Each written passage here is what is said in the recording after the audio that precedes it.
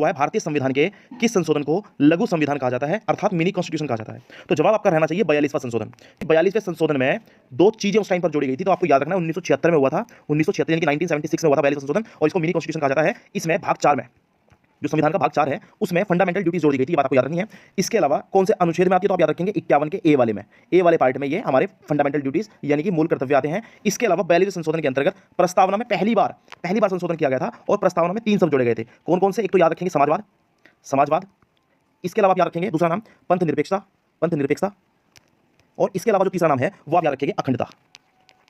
ये तीनों शब्द जो है वो प्रस्तावना में जोड़े गए थे, और हमारे संविधान की प्रस्तावना में अब तक एक ही बार संशोधन हुआ है, और वो कब हुआ था? 1976 में हुआ था। तो इतनी बात आपके लिए बहुत इंपॉर्टेंट है। 44वें संशोधन की बात करें तो ये हुआ था 1978 में, जबकि 73वें संशोधन की बात करूं तो ये आपका हुआ था 1992 में, 1992 में। इसके अलावा कभी भी बात की जाए 97वें संशोधन, तो 97वां जो संशोधन है